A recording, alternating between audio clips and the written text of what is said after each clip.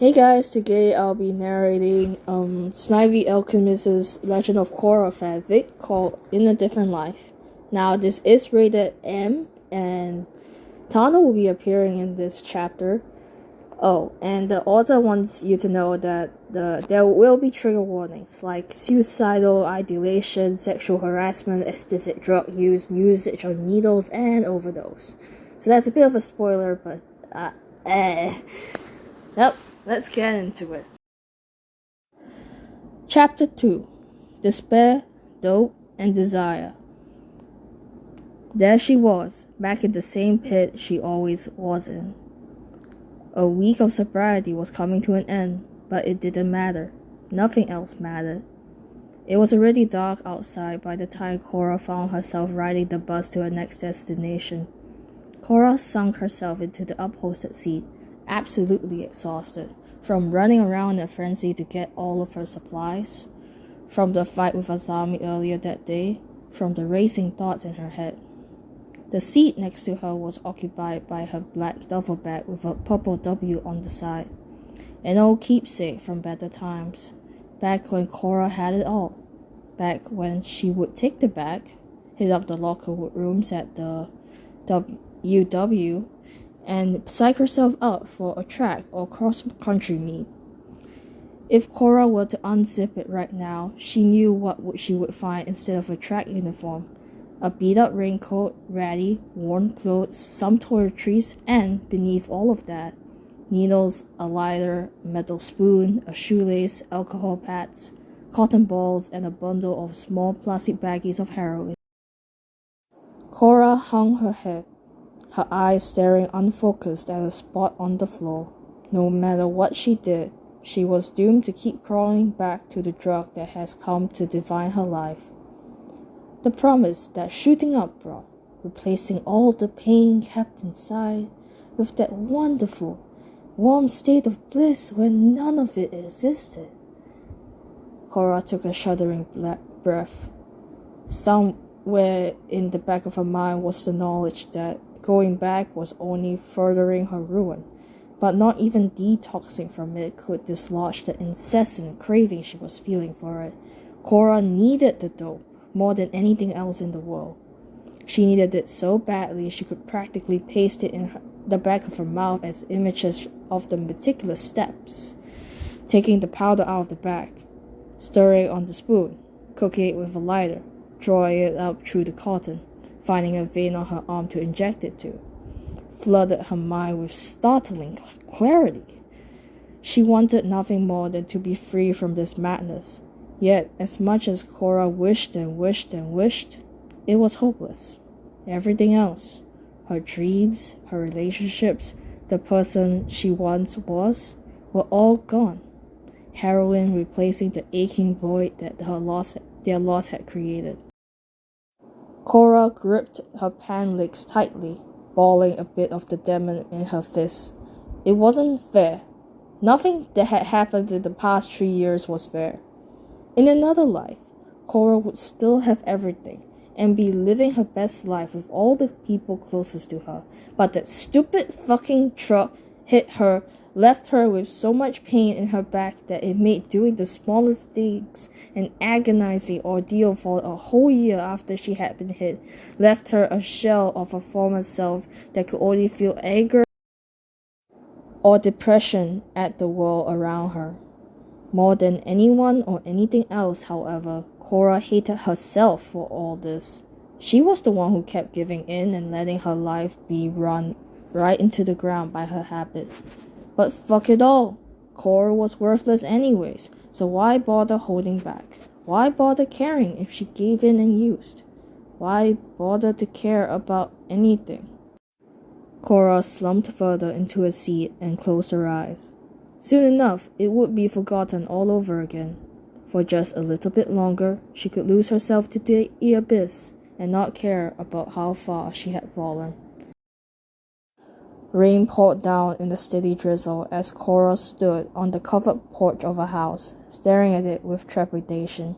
It wouldn't be the first time she had found herself here when all was lost and she was in need of a place to shoot up. The place was nice enough, all things considered. There were some beer cans left out by the plastic chairs on the porch. The floor was a bit dirty, and there was a miscellaneous crap in a few piles scattered around. However, the actual exterior of the house was in decent enough shape with no signs of decay. Korra rolled her right shoulder to re-secure the duffel bag on it and shifted from side to side.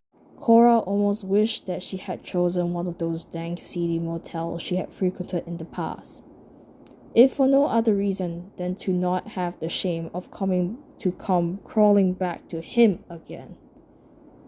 What would Korra even say at this point about Tano? He was vain, selfish, scrawny, hedonistic, and yet somehow he kept managing to worm his way into Korra's life. If nothing else, he was reliable in a world full of instability. Reliably a prick, reliably a place to lay her head down for the night, reliably a dealer when others would flake on her, reliably a source of income for when things got really desperate. Sighing deeply, Korra walked up to the door and pounded on it, tapping her foot repeatedly while she waited for someone to get the door. Before long, Korra had heard someone walking over to the door. The footsteps stopped as Korra waited a few more seconds before the door swung open, revealing the tall, slender figure of a man about Korra's age, with wavy jet black hair cut in relatively short except for a lock of hair partially covering his right eye. "Hey, look who decided to join us," he drawled, his lips curled up into a smirk. Korra steeled her gaze and brushed right past him to get in the house. The last thing she was in the mood for was to entertain the likes of him. Tano chuckled a bit and said with a tone of mock hurt, "Ouch, that's pretty cold, sweetheart. No love for your favorite customer?" Two men seated on one of the couches of the living room, Tano's bandmates Ming and Zhao Zu, started chuckling a bit while a woman nodding off in the adjacent leather seat didn't have much of a reaction. Korra bristled at the remark, her posture stiffening as she stopped for a second. "I'm not dealing with your shit tonight, Tano." Korra threw her duffel bag over to the unoccupied couch and started unzipping her raincoat. She turned around to give Tano a glare and added, "All I am here for is getting fucked up and forgetting I even know you." Feisty, as always. Tano casually walked over to Korra, getting closer to her until he was only a few inches away from her. He looked down at her, his gaze slowly making its way upwards, lingering a bit when it got to her chest, until he met Korra's eyes. His expression seemed lackadaisical and smug on the surface, although there was a hint of something else behind it. Tano gave a pat on Korra's shoulder, whispering into her ear, "Just remember to not push your luck, okay?" Korra started feeling her body quivering with rage, her nostrils flaring, her jaw clenching tight, her right hand curling and uncurling into a fist. It took everything in her power to not just stack him in his stupid fucking face right there and there. She could do it. Out of practice or not, Korra could show this creep what for and give him something else to remember her by. Tano didn't budge as he stared at her in amusement and laughed. His posture was not in the least bit defensive, and he kept his eyes fixed on Korra's. You are not going to do it. I know you too well." Korra was glaring daggers up at him. He was wrong. He didn't know anything. He was nothing to Korra. He was a sleazy scumbag who only wanted her for her body. She had burnt so many bridges already. She could do it. She could do it! Korra could feel her resolve faltering the longer she kept staring up at him. She exhaled sharply, looking away from Tano. Of all the people to keep around, why did it have to be him? Not Asami, not Mako, not Bolin, not her parents, but someone whose bond was forged out of desperation and the necessity for a life on the streets. That's all it was to Korra. Nothing more. He was nothing to her. It was all she had. It was all she was good enough for. Korra turned away from him with her shoulders sunken in. She couldn't do it. "See?" Tano said as he stepped back around to look at her. "You know your place deep down. That's why it's fun having a little song and dance." Tano opened his mouth to say something else before being interrupted by the ringing of his phone.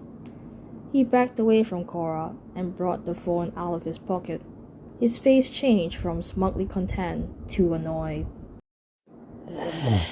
"I gotta take this." Tano briskly walked over to the front door and added on his way out, "Have fun in La La Land, darling."